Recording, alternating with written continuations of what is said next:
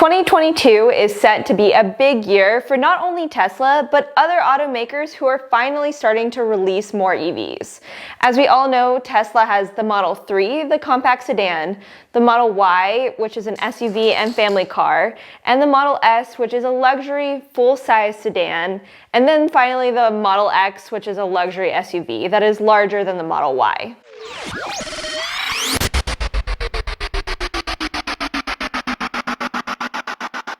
Personally, I love Tesla and would be happy to drive any of these vehicles every day, but Tesla definitely isn't for everyone. Today, I want to talk about how Tesla stacks up against the competition in 2022. The first car we're going to talk about is the Rivian R1S. Technically, they did deliver some in 2021, but the two most common trims for this vehicle will be coming out in 2022. This is actually the car I'm most excited about as far as EVs go. I've always liked the look of Range Rovers, and I feel like the Rivian took inspiration from them when designing the R1S. The R1S is a fully electric SUV that is larger than the Model Y and the Model X. It gets 260 miles of range on its lowest trim level compared with 330 on the Model Y long range.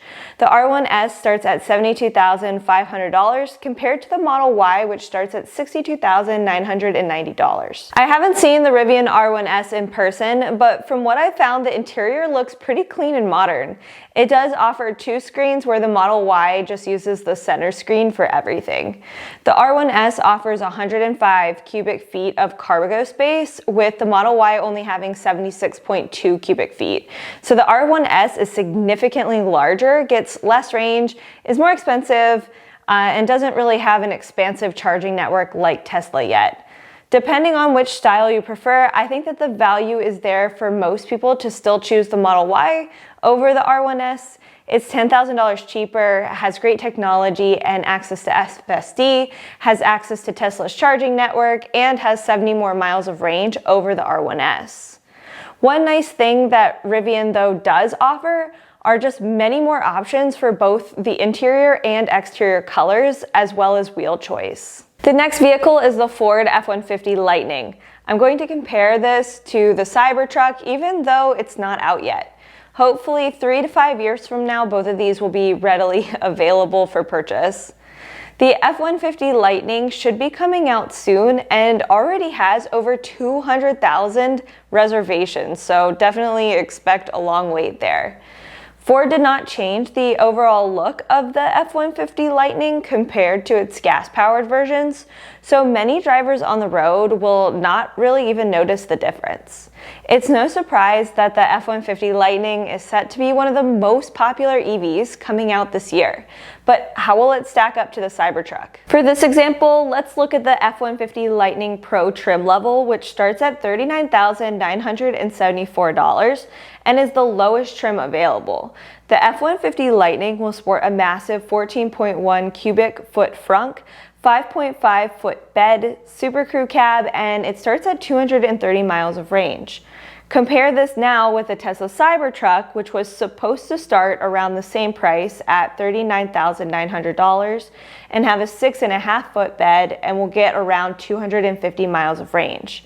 The Cybertruck numbers may change by the time it comes out, but this is all we have to go off of for right now. Looking at these numbers, there really isn't a huge difference in the specs between these two vehicles. For most people, it will come down to which brand or style you prefer. Tesla definitely has better charging, but if they open their network for other automakers to use, then this all will change. The next vehicle is the Kia EV6. I have never been a huge fan of Kia in the past, but I have to say they did a pretty great job with this vehicle. It's a nice mix of futuristic and realistic. They clearly took some inspiration from Tesla with their door handles, and the interior looks pretty modern as well. The Kia EV6 starts at $40,900, but is available for the federal EV tax credit, so it can be purchased for as low as $33,400, with some states offering even more incentives. But expect dealers to hike up prices a bit, but that's still a great starting point. The Kia EV6 gets 310 miles of range, has 0 to 60 of 4.6 seconds, and can charge 217 miles in just 18 minutes. The Kia EV6 is somewhere in between the Model 3 and Model Y because it is a hatchback, but still only has 50 cubic feet of storage space. The Kia EV6 does not have a few more features than the Tesla doesn't, like the dual panoramic screens and augmented reality heads-up display, but it's hard to say if these are better than Teslas at this point. I've not seen one of these in person, so I don't know what the exact quality is like, but if you can get into one of these for under $40,000, that is a great value compared to the Model 3 and the Model Y. At about $20,000 less than the Model Y and almost $10,000 less than a Model 3, this should definitely be considered. The next vehicle we will compare to Tesla is the Cadillac Lyriq. The Cadillac said that they want to be fully electric by the end of the decade. The Cadillac Lyriq will be Cadillac's first fully electric vehicle and should be starting deliveries in May of this year. The Lyriq will start at $59,990, and it is not eligible for the federal EV tax credit of $7,500, so you will be paying full price. Cadillac also claims that the Lyriq will get over 300 miles of range, but we have nothing to compare this to from them, so I would just take that with a grain of salt. It will have Super Cruise, which is their version of self-driving, but I'm not sure how that exactly compares to autopilot and FSD just yet. The Lyriq is a pretty modern looking car. They stayed true to their brand and made a pretty modern looking Cadillac. Again, this one will come down to taste and style preference for buyers, but the car will be for a very niche buyer. It only has 28 cubic feet of cargo space and no frunk. It's not really comparable to the Model Y as far as being a family-friendly vehicle and having cargo space, but it does cost about the same. It's obvious that the Lyriq will not be as commercial of a car as the Model Y, but if Tesla isn't your thing and you want a fully electric luxury SUV, then it is a really great option. The last vehicle is the Toyota BZ4X. The first thing to note is the name. I don't know what they were thinking, but no one is going to be able to remember the name of this car. Let's hope they rebrand it before it comes out because right now it's just too much. Aside from the name, it does look like a decent car. It reminds me a bit of the Toyota CHR, which is one of their compact SUVs.